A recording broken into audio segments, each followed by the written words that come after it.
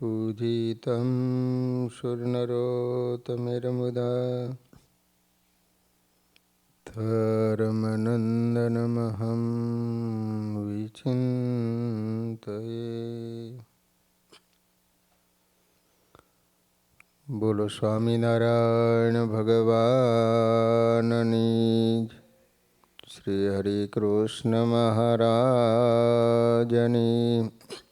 श्री राधा कृष्ण देवनी, श्री नरनारायण देवनी, श्री लक्ष्मीनारायण देवनी। બધા જ હરિભક્તોને ઘણા ભાવથી જય સ્વામિનારાયણ।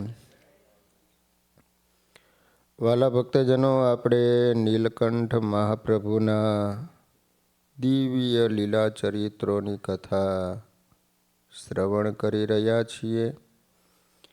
નીલકંઠ મહાપ્રભુ અનેક તીર્થોને પાવન કરતા કરતા હરિદ્વાર પધાર્યા છે। હિમાલય ભારતનું મસ્તક છે અને ઉત્તરાખંડ હિમાલયનું હૃદય છે। હિમાલયના બધા વિભાગોમાં ઉત્તરાખંડ મધ્યમાં છે। હિમાલય ભારત માતાના મસ્તકનો મુકુટ છે અને ઉત્તરાખંડ એ મુકુટનો મણિ છે। કાશ્મીર અને હિમાચલ પ્રદેશ ઉત્તરાખંડની પશ્ચિમમાં છે અને નેપાળ તથા પૂર્વાચલ ઉત્તરાખંડની પૂર્વમાં છે। તિબેટ ઉત્તરાખંડની ઉત્તરે છે।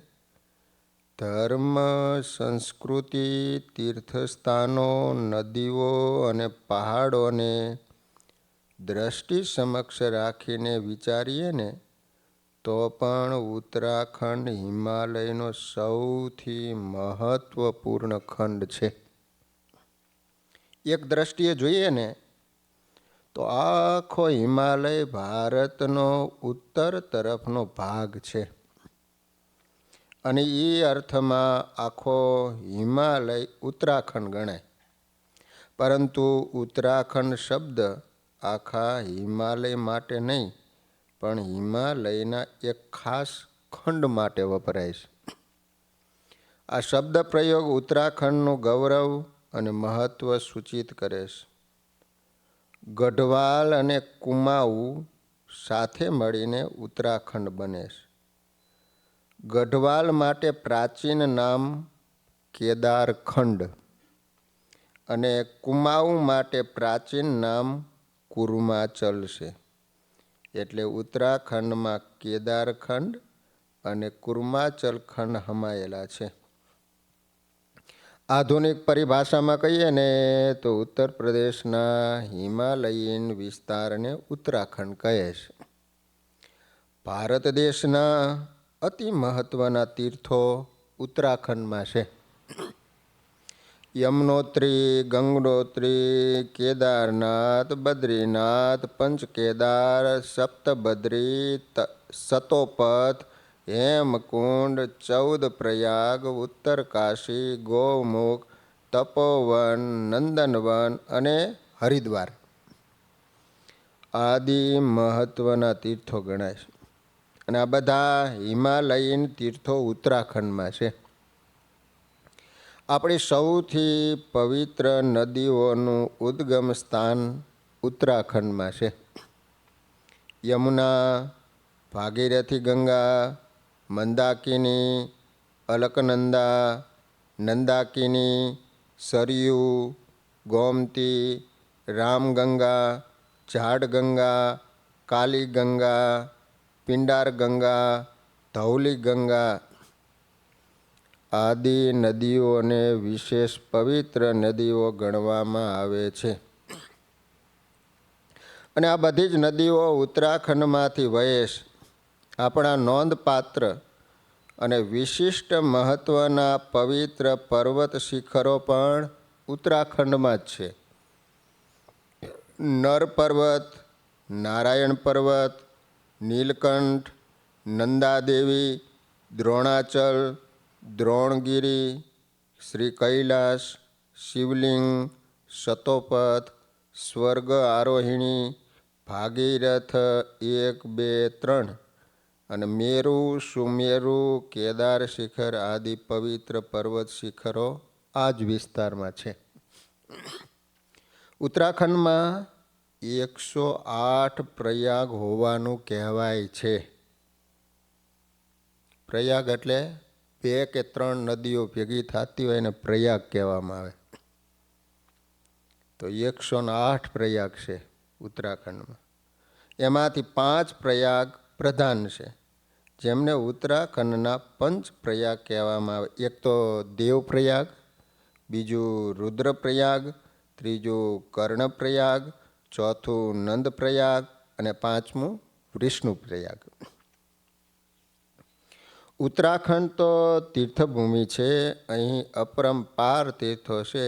તેમાંથી મુખ્ય તીર્થો આ છે: હરિદ્વાર, ઋષિકેશ, દેવપ્રયાગ, યમનોત્રી, ઉત્તરકાશી, ગંગોત્રી, ગોમુખ, બદ્રીનાથ, કેદારનાથ, જોશીમઠ, રુદ્રપ્રયાગ, ચંદ્રવદની દેવી, સપ્તબદ્રી, પંચકેદાર, હેમકુંડ, તપોવન, કાલીમઠ, કાલીશિલા, ગુપ્તકાશી, ઉખીમઠ, ગોપેશ્વર, નાગેશ્વર, બાગેશ્વર, બૈજનાથ, સોમેશ્વર, દ્વારાહાટ, દુનાગીરી, પૂર્ણાગીરી, તારકેશ્વર, શતોપથ, બુટાકેદાર આદિ તીર્થ સ્થાનો ઉપરાંત અન્ય દર્શનીય સ્થાનો પણ હિમાલયમાં પાર વિનાના છે. પ્રમુખ દર્શનીય સ્થાનો આ પ્રમાણે: એક તો દેહરાદૂન, બીજું મસૂરી, અવલી એટલે Joshimath, Gohnatal, Dodital, Nainital, Bhimtal, Ranikhet, Patal Bhuvaneshwar, Almora, valley of flower, Roopkund, Homkund, Harkidun, Pindari હિમનદી, Karvashram, Corbett national park, Rajaji national park, Tapovan, Nandanvan, માનાગ્રામ આદિ. સામાન્ય જનસમાજમાં હિમાલયની તીર્થયાત્રા એટલે ઉત્તરાખંડની તીર્થયાત્રા એમ ગણાય છે. એમને મન ઉત્તરાખંડ એટલે હિમાલય અને હિમાલય એટલે ઉત્તરાખંડ. ઉત્તરાખંડ સિવાયના હિમાલયમાં ઘણા તીર્થો છે અને મૂલ્યવાન તીર્થો છે, પણ સામાન્યતઃ ઉત્તરાખંડને વિશેષ રીતે તીર્થભૂમિ ગણવામાં આવે છે. તેનાથી ઉત્તરાખંડની વિશેષતા સૂચિત થાય છે. શાસ્ત્રોમાં વિધાન છે કે સંન્યાસ ગ્રહણ કર્યા પછી 9 સંન્યાસીએ ઉત્તરાખંડના તીર્થોની પગપાળા યાત્રા કરવી જોઈએ. સૃષ્ટિ સૌંદર્યની દ્રષ્ટિએ પણ આ વિસ્તાર અત્યંત સમૃદ્ધ છે. હિમાલયના બધા ખંડોમાંથી કાશ્મીર અને હિમાચલ પ્રદેશ મુસ્લિમ આક્રમણનો ભોગ બન્યા છે. તેથી તે બંને વિસ્તારોમાં મંદિરોની તોડફોડ ખૂબ થઈ છે. કાશ્મીર તો ધર્મ અને સંસ્કૃતિની દ્રષ્ટિએ મહદ અંશે ઇસ્લામિક બની ગયું છે. હિમાચલ પ્રદેશ પર પણ કંઈક અસર જોવા મળે છે. હિમાલયના બાકીના ખંડોમાં મુસ્લિમ આક્રમણકારો પહોંચ્યા નથી. ઉત્તરાખંડ પણ મુસ્લિમ આક્રમણથી મુક્ત રહ્યો છે. તેથી આ વિસ્તારમાં મંદિરોની તોડફોડ થઈ નથી, તેમજ જનજીવન, ધર્મ અને સંસ્કૃતિ પર ઇસ્લામિક અસર જોવા ખાસ મળતી નથી. મુસ્લિમ આક્રમણના કાળમાં પોતાના ધર્મને બચાવવા માટે લાખો લોકો મેદાની વિસ્તાર છોડીને હિમાલયના આ વિસ્તાર ઉત્તરાખંડમાં આવીને વસ્યા છે. તેમના વંશજોથી આ વિસ્તાર ભરપૂર છે. હિમાલયના લગભગ બધા વિસ્તારોના ઉત્તરી વિભાગમાં બૌદ્ધોની વસ્તી છે. કાશ્મીર વિભાગમાં લડાખ બૌદ્ધ ધર્મી છે. હિમાલય પ્રદેશમાં લાહુલ, સ્પીતિ અને કિન્નર પ્રદેશ બૌદ્ધ ધર્મ ધર્યા છે. નેપાળનો ઉત્તરી વિસ્તાર બૌદ્ધ ધર્મીઓથી ભરપૂર છે. સિક્કિમ અને ભૂતાન તો બૌદ્ધ ધર્મી જ છે. અરુણાચલમાં પણ બૌદ્ધ ધર્મ છે. ઉત્તરાખંડ આમાં અપવાદરૂપ છે. ઉત્તરાખંડના ઉત્તરી વિસ્તારમાં છેક તિબેટની સરહદ સુધીમાં પણ ક્યાંય બૌદ્ધોની વસ્તી નથી. મુસ્લિમો પણ આ વિસ્તારમાં નથી. ઉત્તરાખંડ મહદ અંશે હિન્દુ વસ્તી ધરાવતો ખંડ છે. પૌરાણિક વર્ણનની દ્રષ્ટિએ વિચારીએ ને તો કોલ, કિરાત, યક્ષ, ગંધર્વ, કિન્નર, નાગ આદિ જાતિઓ હિમાલયના આ વિસ્તારમાં વસતી હતી. મહાકાવ્યોમાં પણ આવા અપરંપાર ઉલ્લેખો મળી આવે. કાલિદાસના મેઘદૂતનો યક્ષ હિમાલયનો જ હતો. ત્યાર પછી ઉત્તરાખંડના પ્રધાન નિવાસીઓ તરીકે કિરાત ઉપરાંત ખસ અને શક જાતિના ઉલ્લેખો જોવા મળે છે. મૌર્ય, શુંગ, ગુપ્ત અને કૃષાણ વંશનું શાસન ઉત્તરાખંડમાં રહ્યું છે. પરંતુ તે શાસન કુલિંદ આદિ સ્થાનિક શાસનોના માધ્યમ દ્વારા રહ્યું હતું. મધ્યયુગમાં ઉત્તરાખંડમાં અનેક રાજાઓનું અલગ અલગ વિસ્તારોમાં શાસન રહ્યું છે. ઉત્તરાખંડના બે મુખ્ય વિભાગ છે, એક ગઢવાલ અને બીજું કુમાઉ. ગઢવાલના પણ બે વિભાગ છે, ટિહેરી ગઢવાલ અને પૌડી ગઢવાલ. એક છત્ર ગઢવાલ રાજ્યની રચના થઈ તે પહેલાં આ વિસ્તાર અનેક નાના નાના રાજ્યોમાં વહેંચાયેલો હતો. દરેક રાજા પોતાના વિસ્તારનો સાર્વભૌમ શાસક ગણાતો. નાના નાના અનેક રાજાઓ અને એમના દ્વારા બંધાયેલા અનેક ગઢ આ વિસ્તારમાં હતા.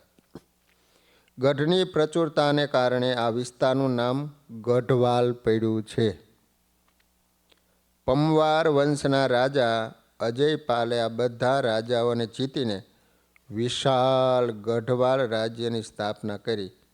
પ્રારંભમાં એમની રાજધાની ચંદ્રગુપ્તગઢમાં હતી. આ કિલ્લો કર્ણપ્રયાગથી આદિબદ્રીના રસ્તાની બાજુના એક પહાડ પર છે.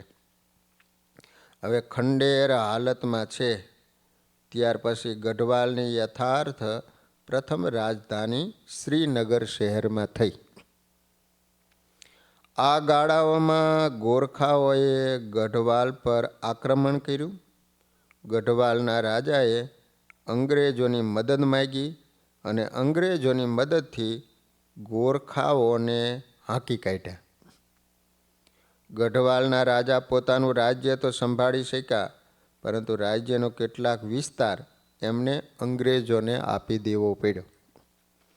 શ્રીનગર અંગ્રેજોના વિસ્તારમાં ગયું, તેથી તેમણે નવી રાજધાની કીર્તિનગરમાં વસાવી. ત્યાર પછી ટિહિરી વસાયું અને રાજધાની ટિહિરીમાં બદલી. અંગ્રેજોએ પોતાના વિસ્તારનું વડું મથક પૌડીગમાં રાખ્યું. પૌડી. આ રીતે ગઢવાલના બે વિભાગ થયા. અંગ્રેજોના તાબાનું પૌડી ગઢવાલ અને ગઢવાલના ક્ષત્રિય રાજાનું ટિહિરી ગઢવાલ.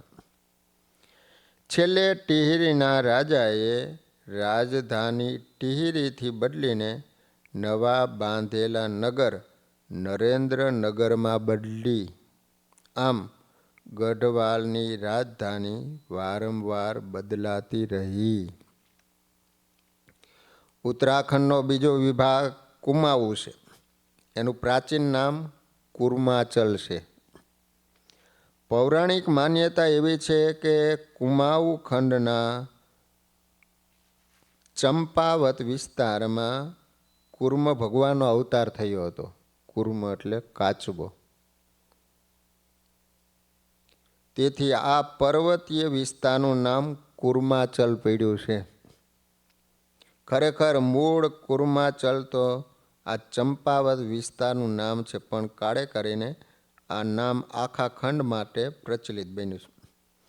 કુમાઉ રાજ્યનું મૂળ પાટનગર ચંપાવત છે. ત્યાર પછી રાજા કલ્યાણચંદ્ર ઈસવીસન 1560માં અલમોડાની સ્થાપના કરી અને સત્તાનું કેન્દ્ર અલમોડામાં ફેરવાયું. કુમાઉ વિસ્તારમાં 20,000 ફૂટથી અધિક ઊંચાઈના 80 હિમશિખરો છે. મહાત્મા ગાંધીજી કુમાઉના કૌશાની નામના સ્થાનમાં રહ્યા હતા. આ કુમાઉના સૃષ્ટિ સૌંદર્ય અને હવામાનથી ઘણા પ્રસન્ન થયા હતા.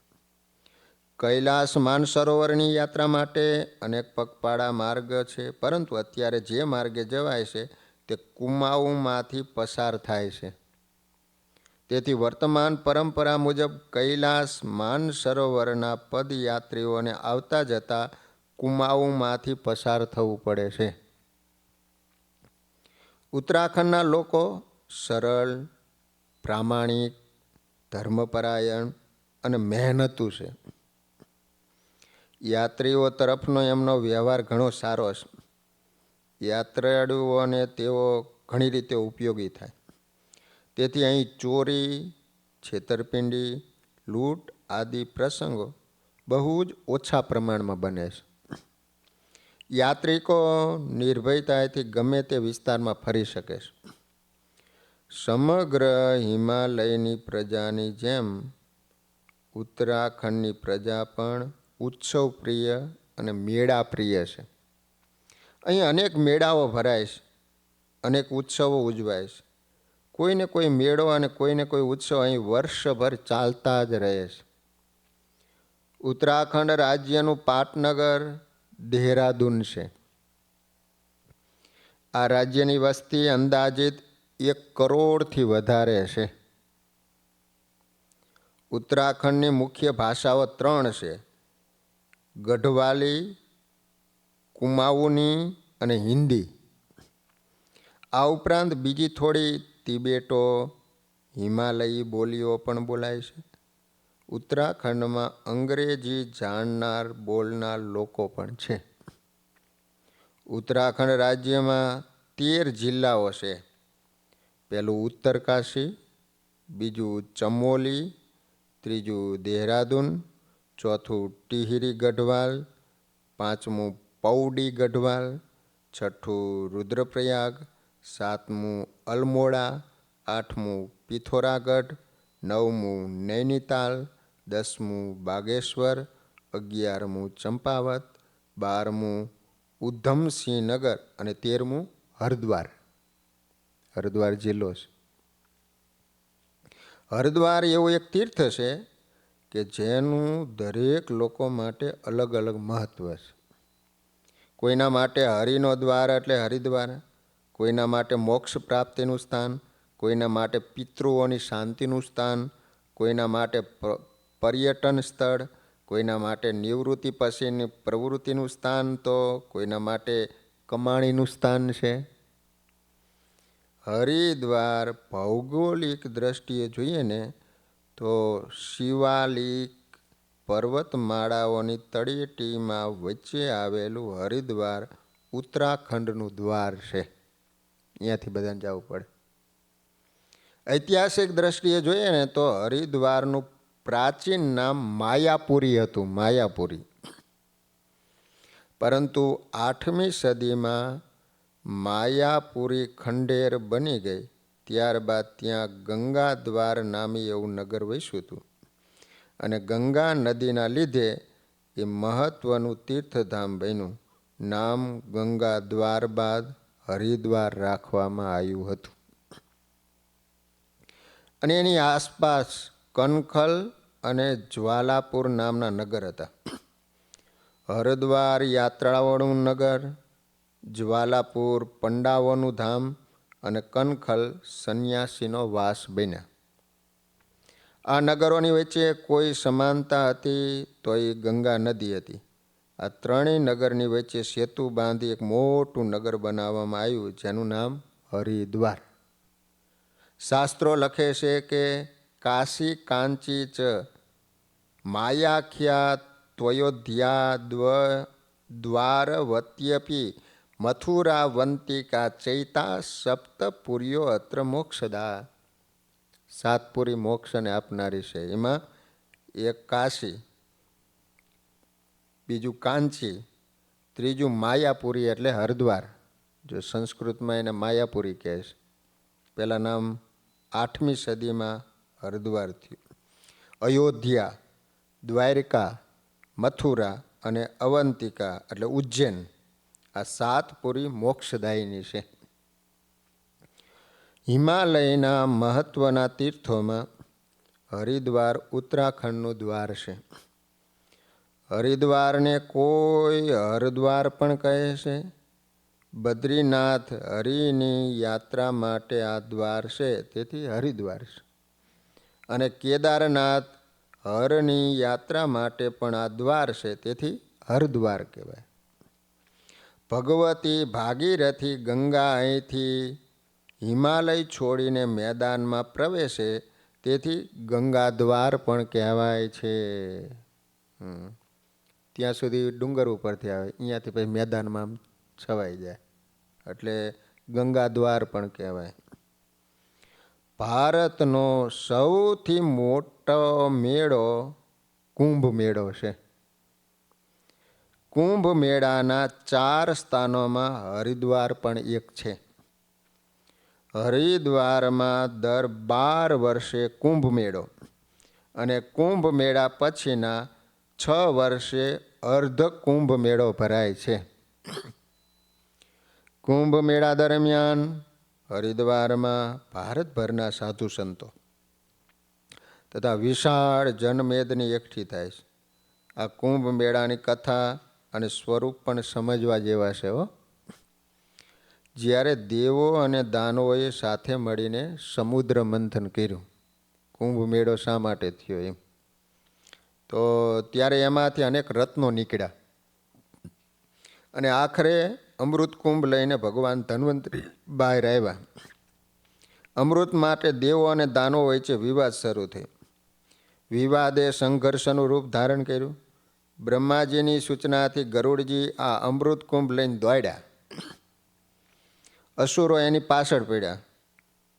આ ઝપાઝપી દરમિયાન 4 વખત અમૃત કુંભ પડી ગયો. ગરુડજી લઈને ભાગ્યા હતા. જે 4 સ્થાનોએ આ અમૃત કુંભ પડી ગયો, એ 4 સ્થળો, પહેલું હરિદ્વાર, બીજું પ્રયાગરાજ, ત્રીજું ઉજ્જૈન અને ચોથું નાસિક. આવી રીતે અમૃત કુંભ જે ભૂમિ ઉપર થોડો વખત રહ્યો હતો, એ ભૂમિનું એક વિશેષ મહત્વ ઊભું થયું. એટલે આ 4 પવિત્ર સ્થાનોમાં એક વિશિષ્ટ મુહૂર્ત વખતે સ્નાનનું ખાસ મહત્વ છે. આવું મુહૂર્ત દરેક સ્થાનમાં દર 12 વર્ષે આવે. તેથી તે વખતે તે સ્થાને વિશાળ મેળો ભરાય. આ મેળાને કુંભ મેળો કહે છે. ગુરુ અને સૂર્યની વિશિષ્ટ સ્થિતિ મુજબ કુંભ મેળાનો સમય નિશ્ચિત થાય છે. પહેલું હરિદ્વાર કુંભ રાશિમાં ગુરુ અને મેષ રાશિમાં સૂર્ય. બીજો પ્રયાગરાજનો વૃષભ રાશિમાં ગુરુ અને મકર રાશિમાં સૂર્ય. ક્યારે મેળો ભરાય, તો કે આ રાશિનો જ્યારે સમન્વય હોય ત્યારે. ત્રીજું ઉજ્જૈન સિંહ રાશિમાં ગુરુ અને મેષ રાશિમાં સૂર્ય જ્યારે આવે. ચોથું નાસિકનો સિંહ રાશિમાં ગુરુ અને સિંહ રાશિમાં સૂર્ય હોય ત્યારે ત્યાં મેળો ભરાય. ગુરુ 12 વર્ષમાં રાશિ ચક્ર પૂરું કરે છે. તેથી ઉપરોક્ત દરેક સ્થળે તે જ પ્રકારનું ગ્રહમાન 12 વર્ષે આવે. એટલે ચારેય માના દરેક સ્થળે 12 વર્ષે કુંભ મેળો ભરાય. સૂર્ય 1 વર્ષમાં રાશિ ચક્ર પૂરું કરે એટલે કે એક રાશિમાં 1 મહિનો રહે. એટલે કુંભ મેળો 1 મહિના સુધી ચાલુ રહે. 4 માના 2 સ્થાનો હરિદ્વાર અને પ્રયાગરાજમાં અર્ધ કુંભ મેળો પણ થાય છે.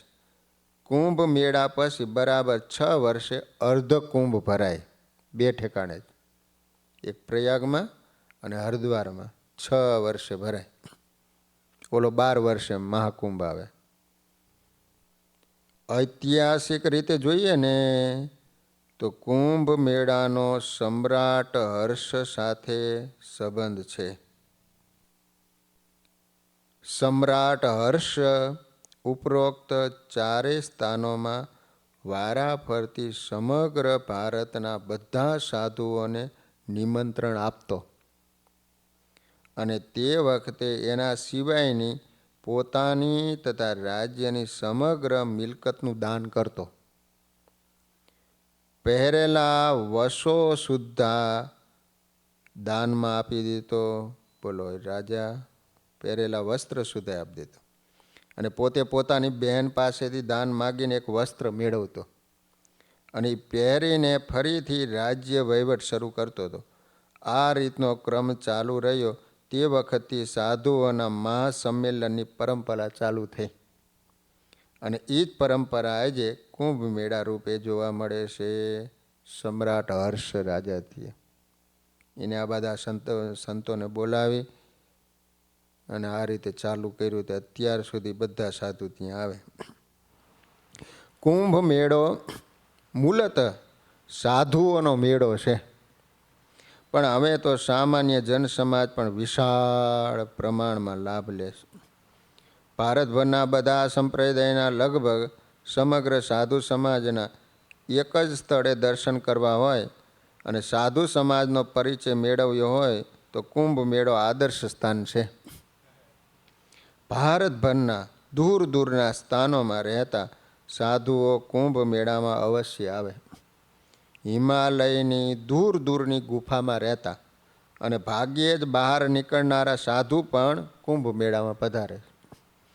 વિરાટ જનમેદની અને ભીડને ભેદીને અંદર ઉતરતા આવડે તો દેખાય છે કે કુંભ મેળામાં સાત્વિક, એકાંત પ્રિય અને સાધન પરાયણ સાધુઓ પણ આવે છે. કુંભ મેળો બહારથી એક ભીડ જેવો લાગે છે, પરંતુ ભીડ તો કુંભ મેળાનો બાહ્ય દેખાવ છે. આ ભીડમાં અનેકવિધ ધાર્મિક, આધ્યાત્મિક પ્રવૃત્તિઓ સામૂહિક અને વ્યક્તિગત સ્વરૂપે ચાલુ હોય છે. જેમને સત્સંગમાં રસ હોય એમને એવા સાધુઓ પણ કુંભ મેળામાં મળી રહે છે. જેઓ ભારતના સાધુ સમાજનો પરિચય મેળવવા ઈચ્છતા હોય એમને માટે કુંભ મેળો ઉત્તમ તક છે. કુંભ મેળો ભારતનું એક મહાન પર્વ છે. હરિદ્વાર એક તીર્થધામની સાથે સાથે એક સુંદર પર્યટન સ્થળ પણ તરીકે આકાર લઈ રહ્યું છે. હરિદ્વારની નજીક ઋષિકેશ, મસૂરી જેવા જોવાલાયક સ્થળ પણ આવેલા છે. હરિદ્વારમાં પણ અલગ અલગ થીમને લઈને ભગવાનની ઝાંખી અને લીલા પ્રસંગો કંડારી લે એવા મંદિરો અને મૂર્તિઓ બનાવવામાં આવી છે. હરિદ્વાર નાના નાના ઝરણાઓ અને પર્વતો દ્વારા પ્રાકૃતિક દ્રષ્ટિએ પણ સુંદરતા ધરાવે છે. હરિદ્વારમાં આમ તો દેશ વિદેશથી અસંખ્ય લોકો યાત્રાળુઓ આવતા હોય, પરંતુ જો એક સર્વે મુજબ જોઈએ તો એમાં ગુજરાતીઓની સંખ્યા વિશેષ રૂપે અંકિત થાય છે. હરિદ્વારમાં ગુજરાતી ટુરિસ્ટની સંખ્યા એટલી વધારે છે કે ત્યાંના નાના નાના વેપારીઓથી લઈ રહેવાસીઓ અને ભિક્ષુકો સુધીના લોકોને ગુજરાતી ભાષા સમજતા બોલતા આવડી ગઈ છે. ત્યાં સુધી કે અહીં ગુજરાતી થાળી અને ભોજનાલયોની સંખ્યા 200થી વધારે છે. અહીં દર બીજી ગલીમાં ગુજરાતી નાસ્તા જેવા કે થેપલા, ઢોકળા, ખાખરા, ગાંઠિયા, ફાફડા મળી રહે. અહીં ગુજરાતી ધર્મશાળાઓ, આશ્રમો અને ભવનો પણ ઘણા બધા છે. હોટેલો માલિકો અને ટ્રાવેલ એજન્સીના કહેવા મુજબ 80% ધંધો ગુજરાતી ટુરિસ્ટ પર જ નિર્ભર છે. દેશના અન્ય રાજ્યોમાંથી પણ યાત્રાળુઓ આવે, પરંતુ ગુજરાતી એમાં મોખરે છે. ગુજરાતીઓ ખાસ કરીને શ્રાદ્ધ પક્ષમાં, હવે અત્યારે આવે ને શ્રાદ્ધ પક્ષ, દિવાળીમાં અને ઉનાળુ વેકેશનમાં આવવાનું વધારે પસંદ કરે. મધ્ય ઓગસ્ટથી નવેમ્બર સુધીમાં 4 ધામ યાત્રી બદ્રીનાથ, કેદારનાથ, ગંગોત્રી અને જમનોત્રી પણ ખુલ્લા હોવાથી તે દરમિયાન યાત્રિકોની સંખ્યા વધારે જોવા મળે. વિવિધ સમયે વર્ષ દરમિયાન વિવિધ વાર તહેવારો મુજબ અલગ અલગ પ્રાંતના લોકો હરિદ્વારની તીર્થયાત્રા કરતા હોય. જેમ કે નવરાત્રિ દરમિયાન બંગાળી પ્રજામાં દુર્ગા પૂજા, ગંગા સ્નાનનું મહત્ત્વ હોવાથી બંગાળી લોકો નવરાત્રિ દરમિયાન હરિદ્વાર આવવાનું વધારે પસંદ કરે. પંજાબી અને દેશના અન્ય પ્રાંતના લોકો શ્રાવણ મહિનામાં કાવડ મેળામાં, કુંભ મેળામાં અને ભાદરવી પૂનમે હરિદ્વારમાં વધારે આવતા હોય છે. તેમજ રાજસ્થાની, મારવાડી અને ગુજરાતી પ્રજા આસો માસમાં પિતૃતર્પણ, ગંગા પૂજન વગેરે કાર્યોના વિદ્યાપન માટે હરિદ્વારમાં આવતા હોય છે. હરિદ્વારથી યાત્રિકો ગરમ કપડાં ઉપરાંત તાંબાના લોટા, ડીશો, પિત્તળની આરતીઓની થાળીઓ, દીવા, ધૂપદાની જેવી વસ્તુઓ ખરીદતા હોય. તેમજ રુદ્રાક્ષ, તુલસી અને સ્ફટિકની માળાઓ પણ ખરીદતા હોય. આ બધી વસ્તુઓ સરકારી સર્ટિફાઈડ કરેલ ગેરંટી કાર્ડ સાથે વેચાણ કેન્દ્રો ઉપર મળી રહે. તેથી કોઈ છેતરવાનો ભય રહેતો નથી. જો તમે રોડ સાઈડ કે ફેરિયા પાસેથી આવા રત્નો, માળા કે રુદ્રાક્ષ ખરીદો તો ખૂબ જ ચકાસીને ખરીદવાનો આગ્રહ રાખવો જોઈએ.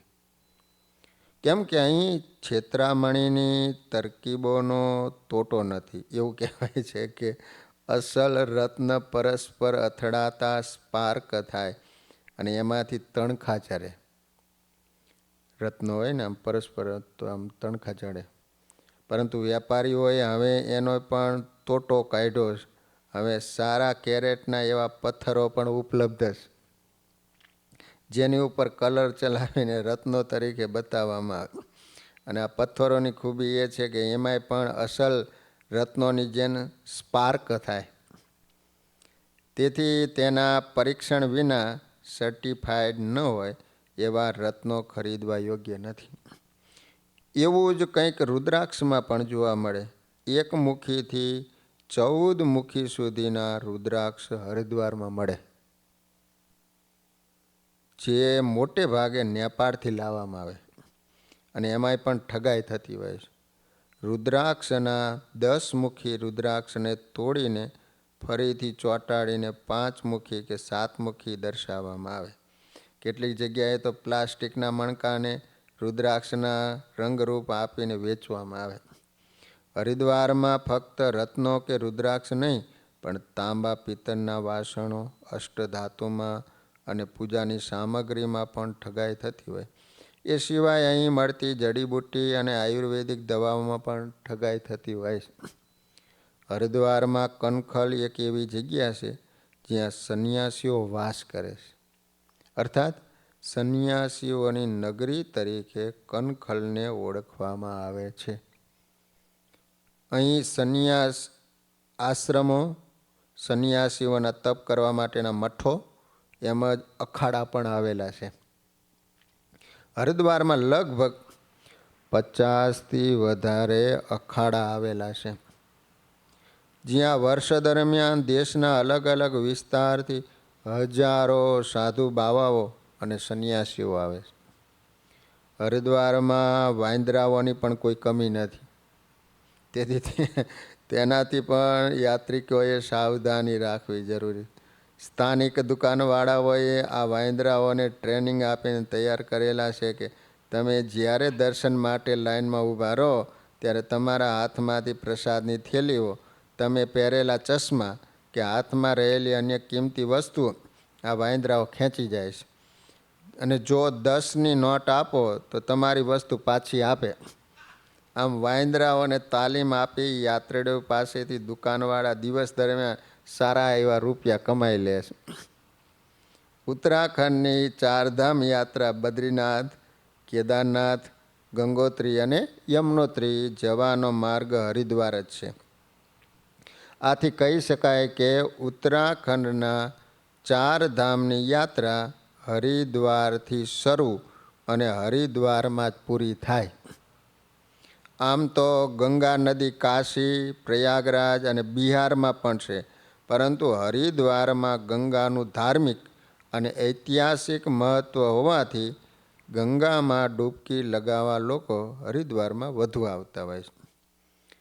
હરિદ્વારની પાવન ભૂમિ પર પગ મૂકતા વેત આધુનિક સંસારથી અલિપ્ત એવી કોઈ દિવ્ય ભૂમિમાં પ્રવેશ કર્યાનો હર કોઈ યાત્રિકને સુખાનુભવ થાય છે. હરિદ્વારનું દર્શન કરીને યાત્રિકોને લાગે છે કે જાણે જુદી અને કંઈક અલૌકિક ભૂમિમાં આવી પહોંચ્યા. શિયાળાની સવારનો સમય હોય તો હિમાલયના પર્વતીય પ્રદેશમાંથી પતિત પાવની ગંગાના સ્પર્શ સાથે આવતો ઠંડો પવન દરેક યાત્રિકોનો સત્કાર કરે. ઉનાળો હોય તો તાપને દૂર કરીને તાજગી ભરે. ચોમાસું હોય તો તન મનને પુલકિત કરે. હરિદ્વાર એટલે હિમાલયનું પ્રવેશ દ્વાર. હિમાલયની દેવી ભૂમિમાં આવવાની અને પતિત પાવની ગંગામાં સ્નાન કરવાની ઈચ્છા લગભગ પ્રત્યેક ધર્મપ્રેમી ભારતીયના દિલમાં પેદા થતી હોય છે, જે અહીં આવવાથી પૂરી થાય. હરિદ્વારમાં અજામિલે પોતાની પાછલી અવસ્થામાં સર્વત્યાગ કરી સ્વાત્મ કલ્યાણની કામનાથી પ્રેરાઈને અહીં નિવાસ કરીને તપ દ્વારા પરમ શાંતિની પ્રાપ્તિ કરી હતી. સપ્તર્ષિઓ દેવર્ષિ નારદજીને તથા મૈત્રેય વિદુરજીને ભાગવતની કથા આ જ સ્થાનમાં સંભળાવી હતી.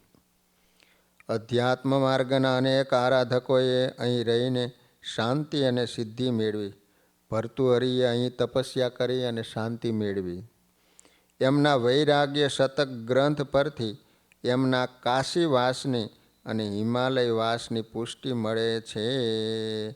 તેઓ લખે છે કે ગંગાના તરંગોના બિંદુઓ પડવાથી શીતળ થયેલા વિદ્યાધર કહેતા ગાંધર્વ વિશેષથી સુશોભિત સુંદર પથ્થરના આસનવાળા હિમાલયના સ્થાનોનો શું નાશ થયો છે કે માણસો અપમાનપૂર્વક બીજાના અન્ય આરોગ્યમાં આનંદ માને છે.